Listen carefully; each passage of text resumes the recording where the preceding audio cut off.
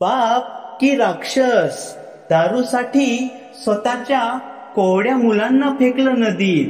नमस्कार मित्रांनो, धुळे क्राईम येथील तापी नदी पात्रात मंगळवारी रात्री मृतदेह आढळलेल्या बहीण भावाला त्यांच्या निर्दयी बापानेच नदी पात्रात फेकल्याचा संतापजनक प्रकार उघड झाला आहे. नमस्कार मित्रांनो, मराठी कथा या यूट्यूब चॅनलवर तुमचं मनापासून स्वागत करतो. नात्याला काडीमा फासणारी ही सत्य घटना आहे. ही घटना नुकतीच धुळे जिल्ह्यात घडली. करण वय वर्ष 6 व सागर कोळी वय वर्ष 3 अशी मयत मुलांची नावे आहेत. नावे ही काल्पनिक आहेत. पत्नीने दारूसाठी पैसे न दिल्याच्या रागातून सुनील कोळी नामक या निष्ठुर बापाने चिमुकल्या भावंडांचा बळी घेतलाय.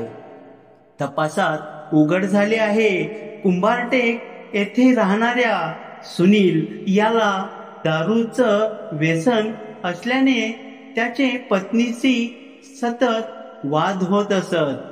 सुनीलने स्वतःच आपण मुलांना नदीत फेकून दिले असल्याचे पत्नीला सांगितले. हे ऐकताच पत्नीने हंबरडा फोडला.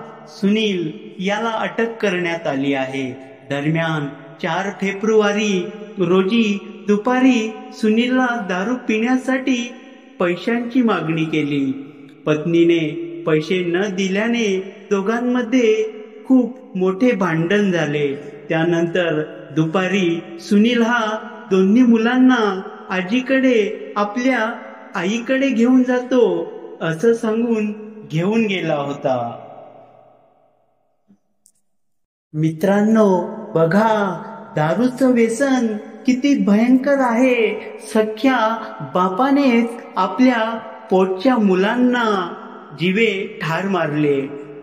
पती पत्नींमध्ये वाद हे प्रत्येक घरात होतच असतात, पण त्या वादाचा शेवट इतका भयंकर कधीही व्हायला नको पाहिजे याची सर्वांनी जाणीवपूर्वक काळजी घेतली पाहिजे.